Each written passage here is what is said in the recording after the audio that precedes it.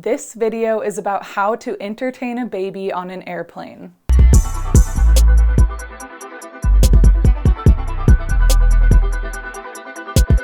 We just spent 3 weeks in Japan with our 6-month-old baby, and I'm here to tell you how we kept our baby entertained on our long 10-hour flights to and from Tokyo. This is part 3 of a 4-part series on tips for flying with a baby, so be sure to check out the last 2 videos and subscribe so you don't miss the last one. This video is for older babies once they get more active and require more entertainment.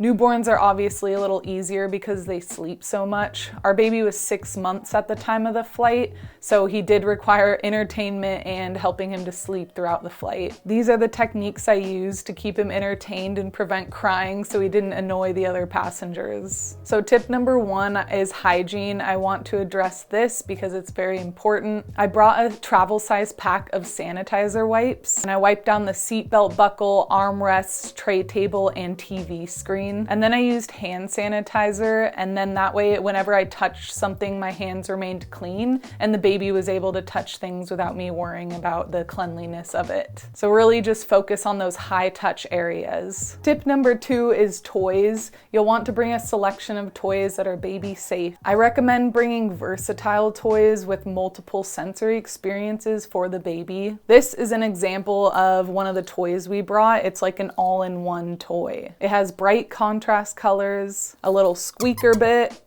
a teether, a rattle, a crinkly bit, a mirror, and it can hook onto things like a stroller. This is a good travel toy because it can do a variety of things. When I travel as a minimalist, I always try to bring things like this because you don't want to bring very many things, so the more versatile everything is, the better. We brought a small soft book as well, but that's all we brought for toys because we were planning on buying toys in Japan for the baby. But babies are pretty easy, so a lot of things can be toys, spoons, paper cups. Just be creative as long as it's safe and not a choking hazard. Tip number 3 is snacks. Once your baby has started solids, it's a good idea to bring some snacks for the plane ride. Small portable snacks and finger foods will keep them occupied for a little bit of time. I love things like these teether crackers because they're individually wrapped and so they're travel friendly. I will link these in the description below. Tip number 4 is to walk around the airplane, especially near the bathroom and the exit door area where there's a little bit more space. It just is going to keep the baby entertained,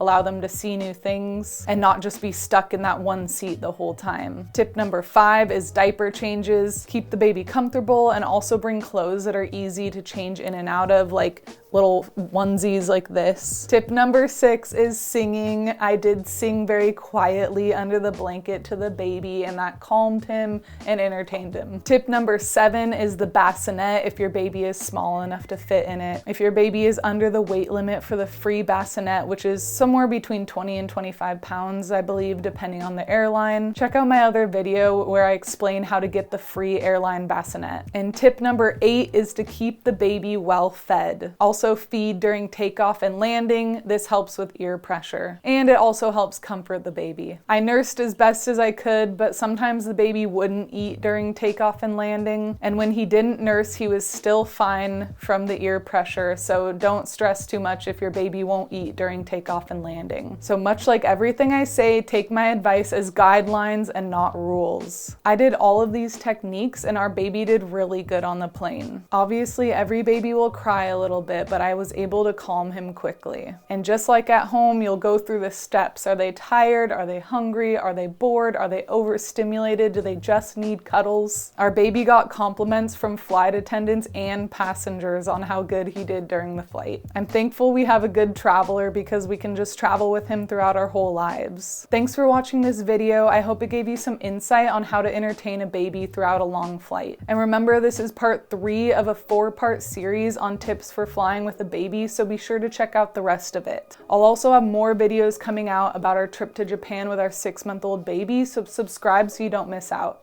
And until next time, stay adventurous.